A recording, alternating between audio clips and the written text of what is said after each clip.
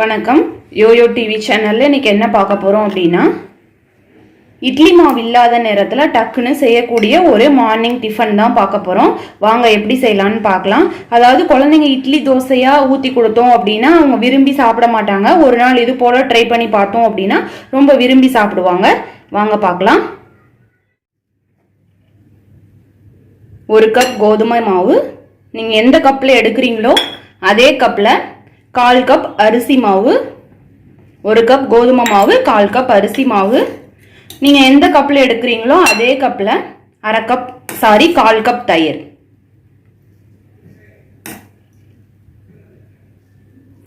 தேவையான அளவு உப்பு. இப்போ நல்லா இது எல்லாத்தையும் மிக்ஸ் பண்ணிக்கோங்க.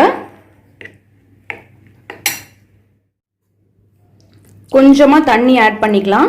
தோசை மாவு பதத்துக்கு இருக்கக்கூடாது, தோசை மாவோட கொஞ்சம் கெட்டியா இருக்க மாதிரி இருக்கணும். ஃபர்ஸ்ட் இந்த பதத்துக்கு கரைச்சி எடுத்துக்கோங்க. நெக்ஸ்ட் வந்து அந்த காய் வெஜிடபிள்ஸ்லாம் ஆட் பண்ணதுக்கு அப்புறம் கொஞ்சம் தண்ணி விடும் இல்லையா, அதுக்கப்புறம் தேவைன்னா நம்ம ஆட் பண்ணிப்போம். இப்போ 1/2 கேரட் ஆட் பண்ணிக்கோங்க, 1 ஆனியன், மல்லி இலைகள், கருவேப்பிலை இருந்தா கூட கருவேப்பிலையும் ஆட் பண்ணிக்கலாம், 2 ஸ்பூன் மிளகாத்தூள், மஞ்சத்தூள் 1 ஸ்பூன். இப்போ இது எல்லாத்தையும் நல்லா மிக்ஸ் பண்ணி எடுத்துக்கலாம். நம்ம வந்து தண்ணி முன்னாடியே ஆட் பண்ணியிருக்கோம், உப்பும் கொஞ்சம் ஆட் பண்ணியிருக்கோம். நல்லா இது போல நல்லா கரைச்சி எடுத்துக்கலாம்.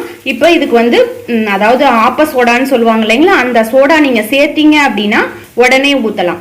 அந்த ஆப்ப சோடா சேர்க்கல, நாங்க ஆப்ப சோடா சேர்க்க மாட்டோம் அப்படின்னா ஒரு 10 மினிட்ஸ் வெயிட் பண்ணி ஊற்றலாம். இப்போ இட்லி மாவு இல்லை அப்படின்னா டக்குன்னு ஆப்ப சோடா ஆட் பண்ணி 1 நிமிஷம் கூட நீங்க வெயிட் பண்ணாம உடனே ஊற்றலாம். அவ்வளோ சாஃப்டா இருக்கும் இந்த ரெசிபி. இப்போ இந்த கன்சிஸ்டன்சில நல்லா கரைச்சி எடுத்துக்கோங்க. கரைச்சி எடுத்ததுக்கு அப்புறம் என்ன பண்ணலாம்னா, இது மாதிரி ஒரு குட்டி பேன், அதாவது தாளிப்பு கரண்டி அது மாதிரி இருக்கும் இல்லையா, அதுல லைட்டா ஆயில் ஊத்திட்டு இது போல ஊத்துங்க. வேகட்டும். இப்போ ஒரு சைடு வெந்துருச்சு. இதை ஒரு ஸ்பூன் விட்டோ நம்மளுக்கு எது பழக்கமா இருக்கோ அதை விட்டு திருப்பி போட்டுக்கலாம் இது போல. இப்போ அடி சைடு வேகட்டும். இப்போ அந்த இது பாருங்க, அடுத்த சைடும் ரெடி ஆயிடுச்சு. நம்ம இதை எடுத்துடலாம். தோசை திருப்பி எது வேணுமாலும் உங்களுக்கு எது வாட்டம் கிடைக்குதோ அதை விட்டு எடுத்துக்கலாம். இல்லை இதை தலைகீழா கூட தூக்கி கொட்டிக்கலாம், ஒன்றும் பிரச்சனையே வராது.